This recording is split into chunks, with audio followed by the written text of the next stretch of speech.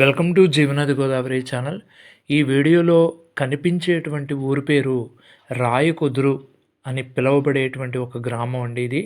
ఇది పశ్చిమ గోదావరి జిల్లా పాలకులకి లంకల కోడేరు కొంత సమీపంలో, అంటే లంకల కోడేరుకి కొద్ది దూరంలో ఈ రాయకుదురు అనేటువంటి గ్రామం ఉంది.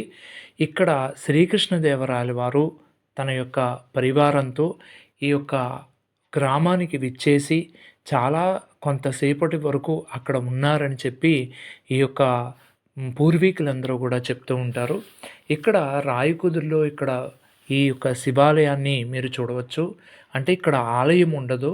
కానీ ఈ ఈ యొక్క శివలింగం యొక్క విశిష్టత ఏంటంటే, ఈ లింగం భూమి లోపలికి ఎంత దూరం వరకు ఉన్నదో కూడా ఇక్కడికి ఎవరికీ కూడా తెలియదండి.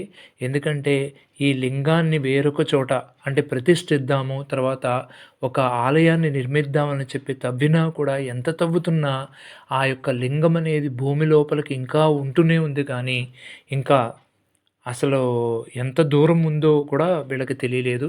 అందుకని ఆ శివాలయాన్ని, ఆ స్వామిని అలాగే ఉంచేసి ఆ విధంగానే పూజ చేస్తున్నారు.